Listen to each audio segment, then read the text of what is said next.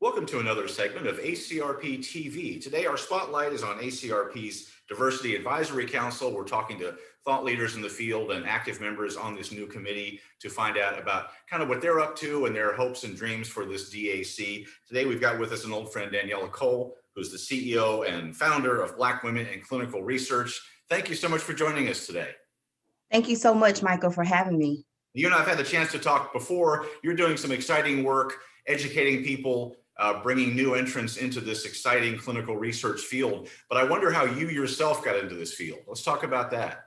So I first got started in clinical research when I ran into a college classmate. I had never heard about clinical research before that time. And so once she told me about clinical research and how you get to work from home and the flexibility, I was immediately interested in clinical research. So I made it my mission to learn more about the industry. So I started to self-teach myself and go on YouTube, and I ran across different videos, and I was able to go on clinicaltrials.gov and actually reach out to a clinical research clinic in Smyrna, Georgia at the time, because I was living in Georgia.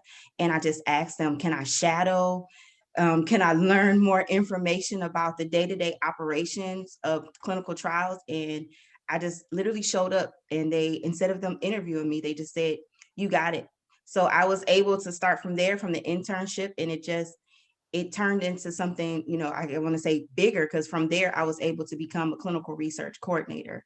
And so every position I've always made it to where I'm going to the next level. And so from being a clinical research coordinator, now I'm able to be a remote site monitor at PPD.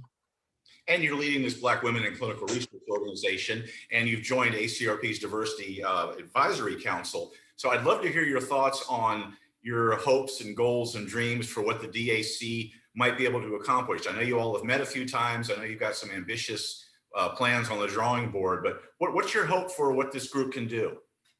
I really hope that the Diversity Advisory Council can help other people know about careers in clinical research. I think there's really just a lack of education when it comes to knowing about clinical research on the collegiate level. And, this wasn't an opportunity for this career when I was a college student. And so we have been reaching out to different HBCUs and just to make sure that this is a known career, where it's not a career where someone stumbles upon it, and just helping to change. We know that if we can change the diversity in the clinical research workforce, then we can change the diversity in the clinical trial population. So I feel like it's very important for us all to work together to really make a shift in this industry. And I think that we've been hitting milestones with just what we've been able to plans that we have in place for the Diversity Advisory Council.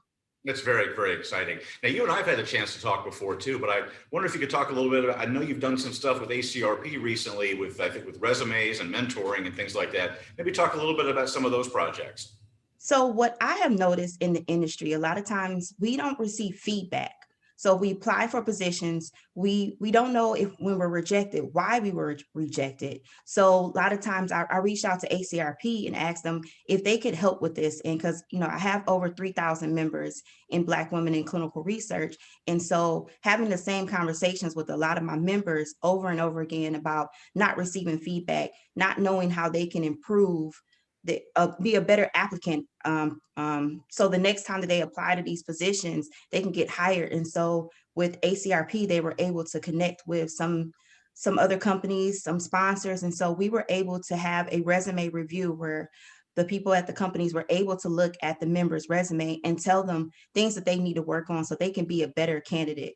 And from the amount of comments that I received even from the sponsors and the different companies, they said that this was such a needed and necessary tool for this industry, because a lot of times, in a sense, you're applying for these positions and you don't know where to go after you apply when you're rejected. And, it can be very damaging when you're saying to yourself, like, why am I not being hired? What's wrong with me? So, you start to question your abilities. And so having that feedback, you can make a better decision if you need to move things around on your resume, or you need to add more content or buzzwords or transferable skills to make you an attractive candidate. And we have we know this with our services that we offer and with ACRP helping, that people are able to have we have this thing where we call I got the job. So now, that has opened the doors for many people just by tweaking your resume.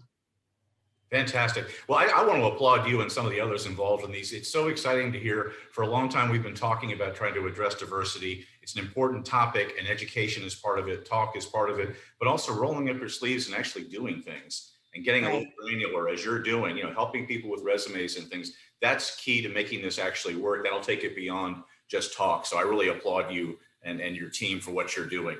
This has been our ACRP TV Spotlight on ACRP's Diversity Advisory Council. We've been speaking with the great Danielle Coe, who's the CEO and founder of Black Women in Clinical Research. Danielle, thank you again so much for joining us and everything you are doing out there. Thank you so much, Michael. I really appreciate it.